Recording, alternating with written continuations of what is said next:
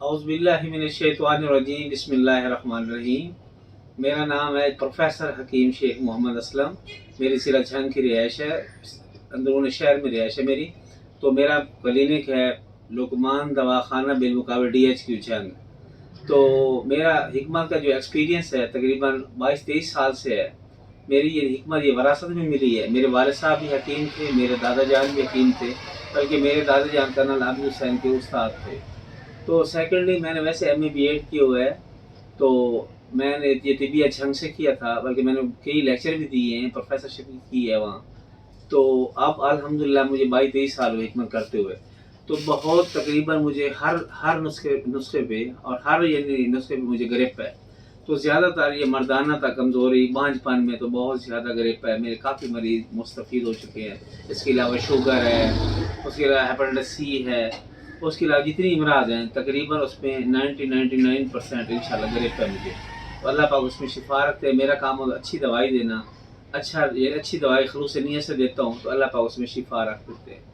تو اس میں جس میں اب آپ کو کل انشاءاللہ میں ویڈیو پیش کروں گا، اس میں جراثیم کے متعلقہ جو لوگ کمزور ہوتے ہیں، جن کے سیلز کمزور ہوتے ہیں، جراثیم کمزور ہوتے ہیں، ان میں پس سیلز ہوتی ہے۔ بعض حکماء حضرات یہ کرتے ہیں کہ وہ پس سیلز کے ٹریٹمنٹ پہلے نہیں کرتے، پہلے وہ جراثیم کو امپروومنٹ کرتے ہیں، جراثیم کی میڈیسن دیتے ہیں۔ جس سے جراثیم تو امپروومنٹ ہو جاتی ہے، وہ بڑھ جاتے ہیں، لیکن ساتھ ساتھ پس سیلز بھی بڑھ جاتے ہیں۔ جیسے پس سیلز وہ سیمنز کو کھا جاتے ہیں، جس سے بچہ پیدا نہیں ہوتا۔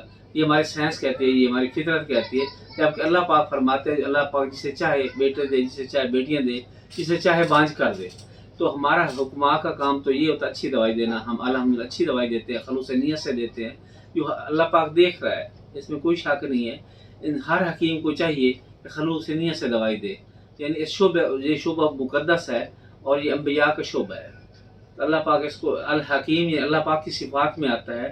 تو الحمدللہ میرے کتنے ہزاروں نے لاکھوں میں مریض میرے مستفید ہو چکے ہیں۔ تو میں انشاءاللہ تعالیٰ آپ کو کل میں ویڈیو میں جراثیم کے متعلق، جن کے اور بے اولادی ہے، بانجھ پن ہے، جن کو اولاد نہیں ہوتی، 20 سال سے شادی شدہ ہیں تو اولاد نہیں ہوتی، تو الحمدللہ میں صرف 1 ماہ کا کورس کرواتا ہوں۔ یہ اللہ پاک ہی جو چاہتے ہیں کرتے ہیں۔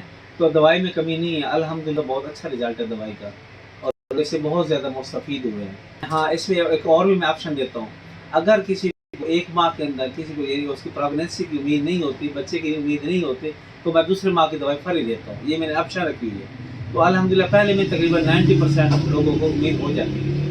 تو اگر کوئی کبھی پیشی رہ جائے، بعض کا کیئرلیس ہوتی ہے پیشنٹ کی، وہ لوگ احتیاط پرہیز نہیں کرتے، تو حکماء پہ وہ یہ پریشر ڈالتے ہیں، بھائی آپ لوگوں نے یہ دوائی نہیں اچھی دی فلاں، تو ان کی اپنی کوتاہی ہوتی ہے، غفلت ہوتی ہے۔